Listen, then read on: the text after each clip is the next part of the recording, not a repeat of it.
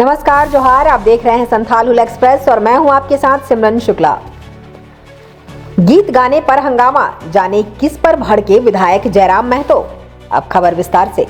विधानसभा के बजट सत्र के दौरान डुमरी विधायक जयराम महतो भड़क गए, फिर मंत्री से उनकी बहस भी हुई। दरअसल ये पूरा वाकया तब हुआ जब भोजनावकाश के बाद नगर विकास, पर्यटन और कला संस्कृति विभाग के बजट पर चर्चा हो रही थी। इस पर विधायक जयराम महतो बोलने के लिए खड़े हुए थे। सदन में बोलते हुए विधायक जयराम महतो ने सरकार को आईना दिखाने की कोशिश की, लेकिन इसके लिए उन्होंने एक गीत गाना शुरू कर दिया। इस गीत से सदन का माहौल गर्मा गया।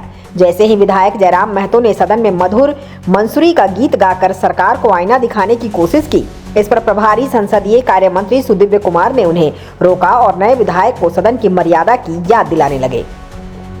इस पर डुमरी विधायक भड़क गए और मंत्री पर सदन का समय बर्बाद करने का आरोप लगाने लगे।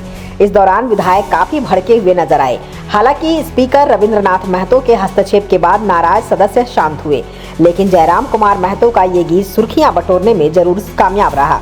मामला शांत होने के बाद उन्होंने नगर विकास, पर्यटन और कला संस्कृति विभाग के बजट पर अपना भाषण पूरा किया।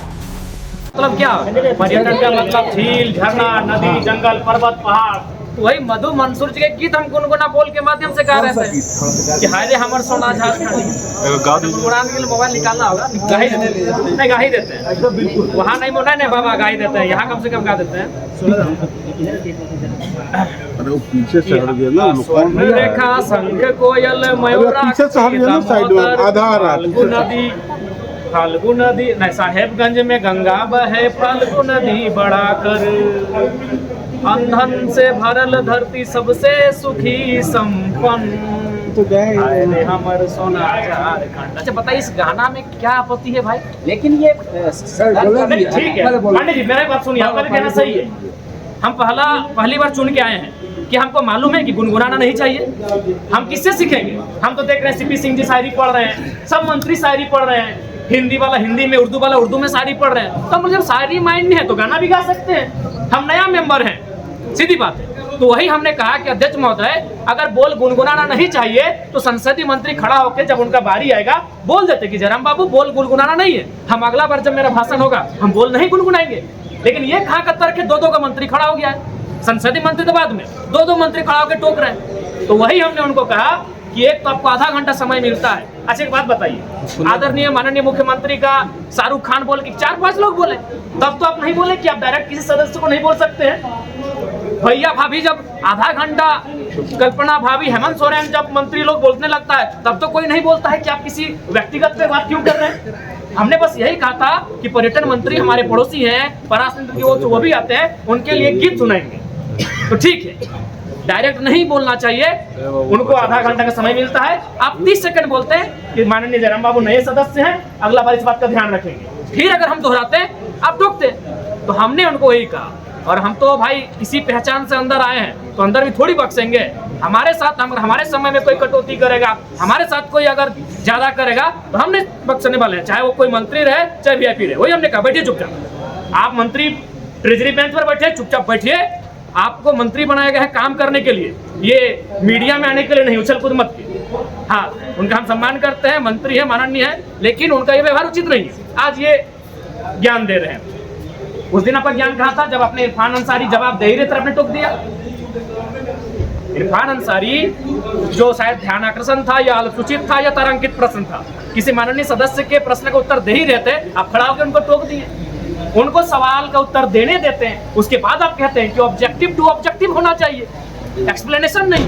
तब आपका संसदीय, अरे भाई नया चूंकि वित्त मंत्री जी अभी इलाज के लिए गए हैं, संसदीय मंत्री, इनको प्रभार मिला है, तो हमारे बड़े भाई माननीय भी उछल कूद करने लगे हैं, अपने आप को सदन से ऊपर ये लोग समझने लगे हैं। और फिर इरफान भाई साहब का आदत है, उनको भाई मीडिया में बने रहने के लिए उछल कूद करना जरूरी है। जिस दिन उनका बजट पारित होगा उस दिन तो बोलेंगे ही, और बाकी दो दिन भी हल्ला, लोगों को टोकना, ये उनका परंपरा बन चुका है। बोलना हम यही चाहते थे, पर्यटन का बात था। हम मधु मंसूर जो पद्म श्री विजेता है, हम उनका एक 4-5 लाइन का बोल था, उसको सुनाना चाहते थे। जयराम जी, तो आपको क्यों लग रहा है ऐसा क्यों हो रहा है? आप एक अपने दल के अकेला विधायक, बिल्कुल वही कारण है, उनको वही कारण है कि पूरा राज्य जयराम महतो को सुनता है। इस व्यक्ति को, इस लड़के को यहाँ से नियंत्रण में रखा जाए, मुद्दों की बात करता है, जिन मुद्दों को कहने से लोग डरते थे। आज 25 साल हो गया, जादूगोड़ा का मुद्दा सदन में आया था, मैं आपसे पूछता हूँ, आज लोग बर्बाद हो गए जादूगोड़ा में, बर्बाद होने की कगार में है, आज तक सदन तक नहीं पहुंचा क्योंकि वो मुद्दे सदन तक आ नहीं पाते थे। पर ये लड़का बिना डर का, बिना भय का उन मुद्दों को सदन तक लेके आता है। तो इन लोग हालत खराब है हमसे, और बोलते हैं कि नहीं डायरेक्ट अब किसी सदस्य को नहीं लेकर सकते। कैसे नहीं होता है जी? इसी सदन में लोग हिज डॉट डॉट, हम नहीं पूरा बोल रहे हैं, बोल के पार हो गए, लो डॉट डॉट बोल के पार हो गए इसी सदन में। तब इनकी ना मर्यादा कही गए थे, हमें झारखंडी गीत सुनाए तो इन लोगों पर परी लग गया भाई। ज्यादा जानकार नहीं, काबिल बनने की कोशिश कर रहे हैं। लगता है कि उनसे बेहतर इस राज्य में कोई है ही नहीं जो संसदीय प्रणालियों को जानता है, जो संसदीय व्यवस्थाओं को जानता है। क्योंकि पर्यटन का बजट था, तो इस गीत का संबंध पर्वत पहाड़ से है, नदी नाला से है, और पर्यटन का संबंध नदी नाला पर्वत पहाड़ से है। और हम किससे सीखेंगे? मेरा सवाल, हम किससे सीखेंगे? हम जब सदन में पहली बार आए तो हमने देखा सभी मंत्रियों ने शायरी पढ़ा, सभी मंत्रियों ने कविताओं को पढ़ा, तो हमने भी प्रयास किया। नहीं, हम इस गीत के माध्यम से झारखंड के पर्यटन को बढ़ावा देने पर चर्चा कर रहे हैं। इस गीत के माध्यम से झारखंड के पर्यटन पर हम अपना राय दे रहे थे कि आप अगर पर्यटन पे फोकस करें, पर्यटन पे अगर डेवलपमेंट की बात करें, तो कृषि के बाद, उद्योग के बाद और सरकारी नौकरियों के बाद युवाओं को हम पर्यटन की दिशा में लगा सकते हैं, क्योंकि झारखंड में सबसे सुंदर पर्यटन का माहौल और विकल्प हम लोग करा सकते हैं।